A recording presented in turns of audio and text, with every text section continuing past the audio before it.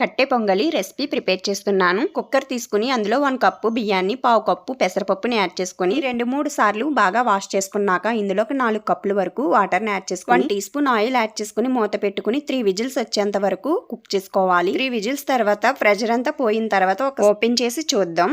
చూడండి, పప్పు రైసు బాగా కుక్ అయింది. ఇదంతా గరిటతో మ్యాష్ చేసేసుకుని ఇందులోకి 2 కప్పుల వరకు వాటర్ని యాడ్ చేసుకుని రుచికి తగ్గట్టు ఉప్పుని కూడా యాడ్ చేసుకుని ఇదంతా బాగా కలిసేలాగా బాగా కలుపుకోవాలి. ఇప్పుడు ఉప్పు పెట్టుకోవాలి. బాండి పెట్టుకుని 2 టేబుల్ స్పూన్స్ నెయ్యి యాడ్ చేసుకోవాలి. నెయ్యి యాడ్ చేసుకున్నాక 1 టీ స్పూన్ పచ్చిశనగపప్పు, 1 టీ స్పూన్ ఆవాలు, కొద్దిగా అల్లము దంచుకున్నది యాడ్ చేసుకోవాలి. పచ్చిమిర్చి చీలికల్ని యాడ్ చేసుకుని కరివేపాకు కూడా యాడ్ చేసుకుని 1 టీ స్పూన్ జీలకర్ర, 1 టీ స్పూన్ మిరియాల పొడి, గుప్పెడు జీడిపప్పులు కూడా యాడ్ చేసుకుని ఇందులోని ఇంగువని కూడా యాడ్ చేసుకుని పోపు అంతా బాగా కలుపుకుని ఫ్రై చేసుకుని స్టవ్ ఆఫ్ చేసుకుని కట్టె పొంగల్లోకి యాడ్ చేసేసుకోవాలి. అంతేనండి, చాలా ఈజీగా కట్టె పొంగలి రెడీ అయిపోయింది. మరిన్ని వీడియోస్ కోసం యమ్మీ ఫుడ్ రెసిపీస్ ఛానల్ని సబ్స్క్రైబ్ చేసుకోండి.